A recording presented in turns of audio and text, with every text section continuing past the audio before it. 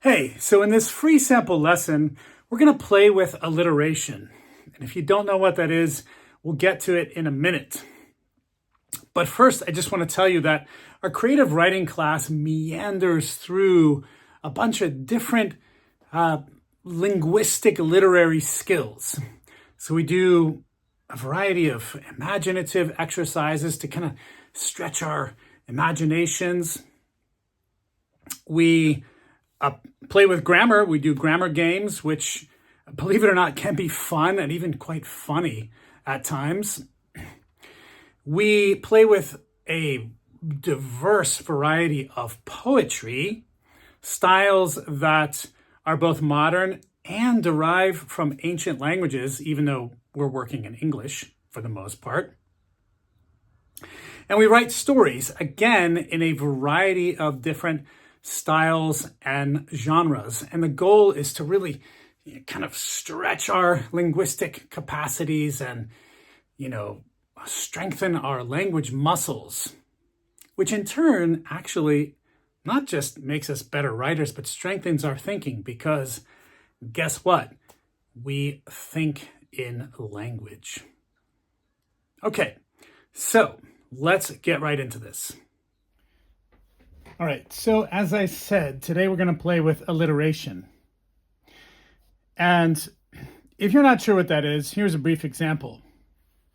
Peter Piper picked a peck of pickled peppers. A peck of pickled peppers Peter Piper picked.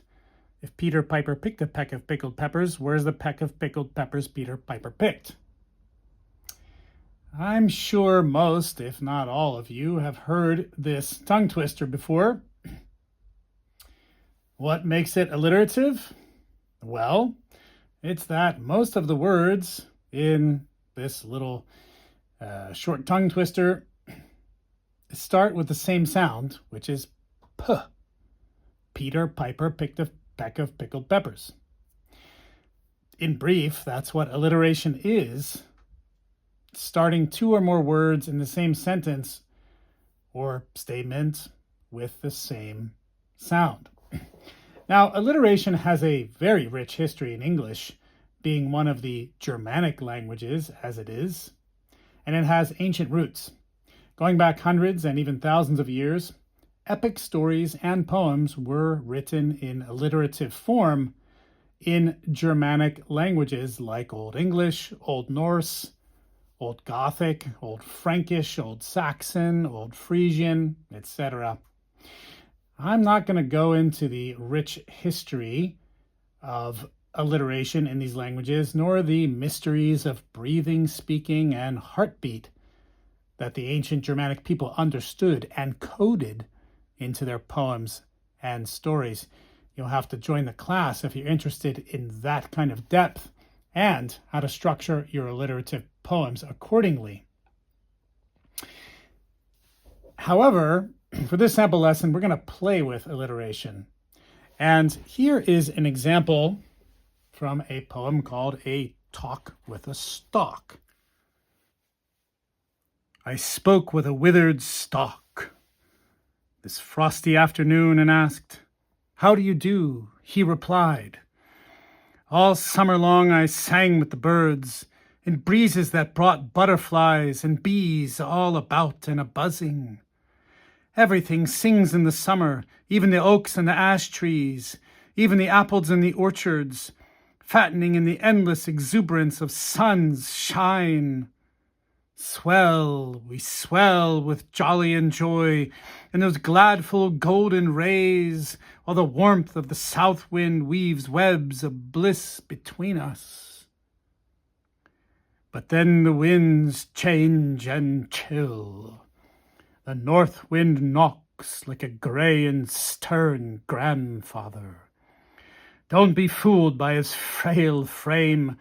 He's strong as a bull, brittle as brick, and he carries a cane that could crack you. So come October and autumn days, he pushes back, at times boisterous, against sister Southwind's efforts to elongate the summer. He steals away the warmth, steals away the sun, and makes a monarch of the moon who begins to nix the day in favor of night. and I start to chatter with chill, and cease my singing, as do many another all around about, and settle I into solitude's summer songs silenced by the sending away of south wind. Phew, phew, the frost named Jack touches my tips, bites my blossoms and ices my insides. I harden to stillness like a stone, and send my sap southward into the soil. No more do I sing nor speak, for when winter waxes and sobriety settles into stay, and silence alone ascends. But thanks for asking. That's what he said. I felt for his frosty fortune, and pulled my sweaters snugly about me, and bid that stalk a fond farewell, and I ambled away to my heated home, and thanked the Lord for the warmth of wool. And when I arrived in the door of my dwelling in delight, I discovered a gratifying godsend. Indeed it was. I had arrived just in time for tea. All right. So, just want to highlight some of the alliteration here, right? Let's see.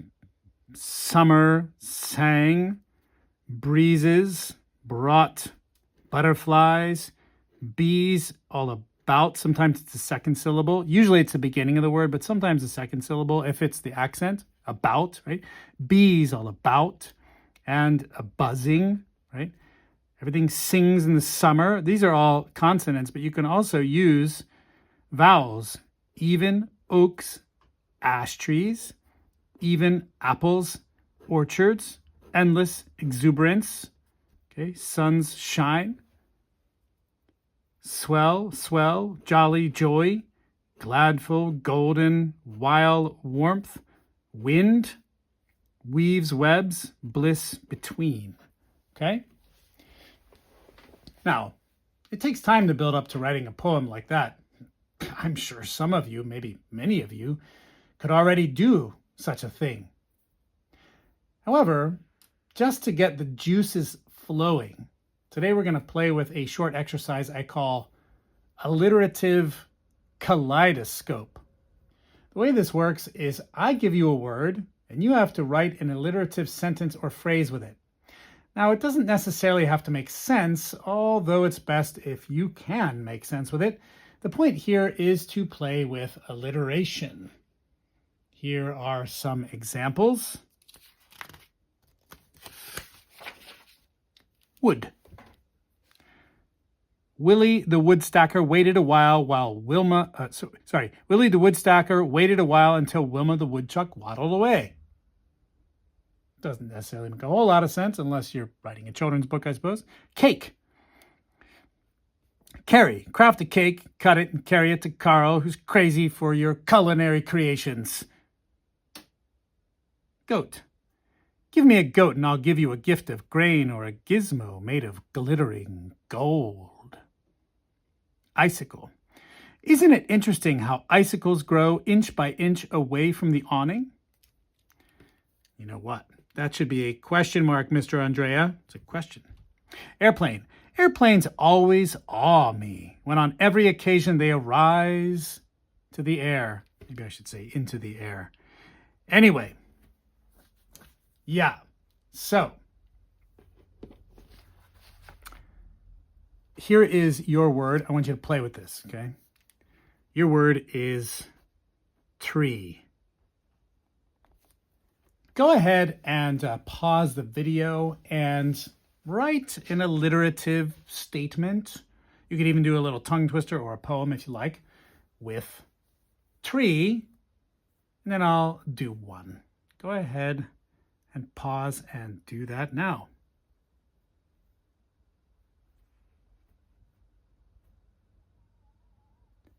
All right. So,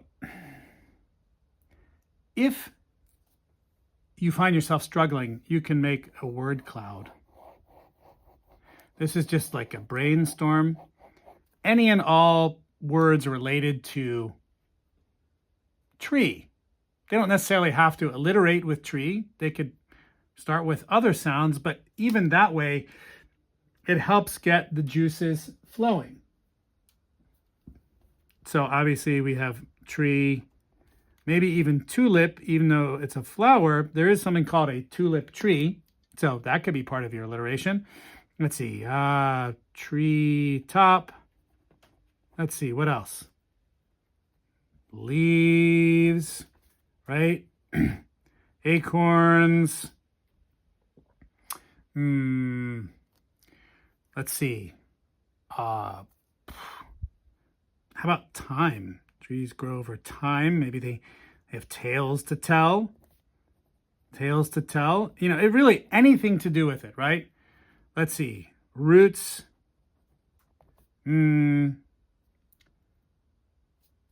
Pine. Cones. Let's see. Trunk. Ooh, trunk. That's a good one. Trunk. Branches. Tips. Top. Needles, like pine needles.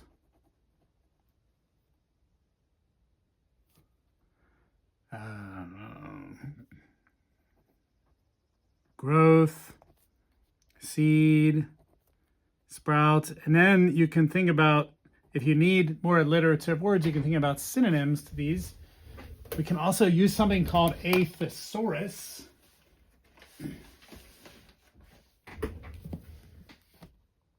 One of these guys. They will give you synonyms. Okay. So, now I'm going to write mine. Let's see here. Tall trees.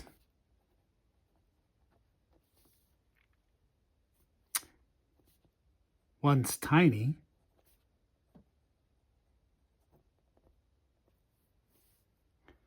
Let's see. Tell tales of time.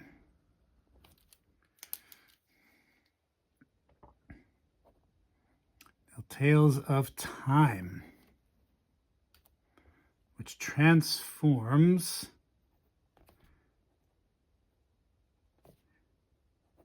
let's see. Which transforms their trunks into towers.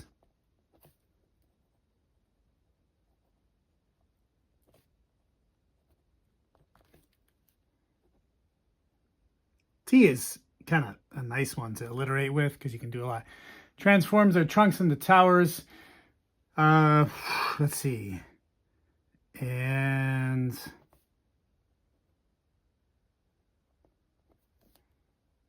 their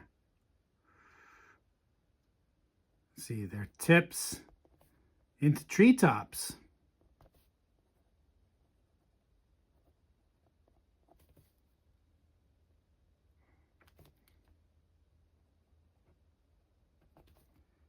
Where, let's see, turkeys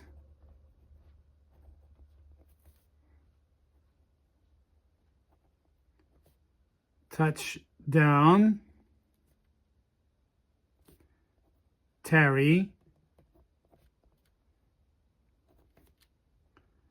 and turkey talk.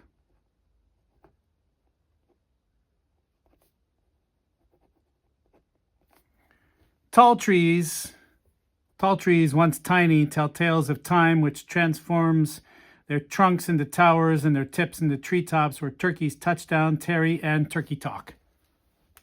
All right, there we go. So this is just one example of an exercise we do in our creative writing class to get, to exercise our language muscles, to stretch our souls, to stretch our thinking. Because really this is, because we think in language, as I said. So really we're stretching our whole capacity as a human being. So I wanted to just show you a few examples from students' poetry they had written, by doing the class. Leaves. Dangling dangerously from a distant tree. Leaves letting go and leaving the branch, floating and flying as they fall, landing lightly in the lake. Rolling into the rapidly running river, sailing safely to the salty sea, twisting and turning with the tide, disappearing into the deep darkness. And thunderstorm. Rain is running down the road, lightning lashing with a lonely light. Here comes thunder thumping through, winds whipping as water pours. Pouring slows and puddles take place. Clouds are cleaning and clearing the sky. Drying ground and drip drops stopping. The storm has stopped and the sun shines strongly. And then here's one more from another student. This one is untitled. This is the one I actually read in the little intro video, if you saw that. Thunder thrashes, rushing rain pouring down upon the sea. Tumbling, turmoiled, watery waves, crashing fiercely, frothing foam. Whipping, whirling, wild winds, splashing, slashing at the sea. Clashing clouds, seaward sent. Funnels furling, swirling sky, windswept water, breaking blows, lightning like his battle blade. It's a foeman's fiery fist, thunder thuds of horses' hooves, mighty war mares, silky steeds, heavy hoofbeats, heaven's fight, roaring, raging o'er the ocean as a ship is shook at sea. Hopefully they won't encounter the Flying Dutchman. Okay, so anyway, so that's it for our sample lesson. I hope this has been enjoyable to you, and if it inspires you, please join us. You can sign up on our website. It's a monthly subscription class. You can join anytime. We kind of spiral through different skills, and I've designed it that way so that students can join whenever, okay? So please come and join us. We would love to have you. Well, that'll be all. So thank you very much, and I hope you have a great day. Take care. Bye-bye.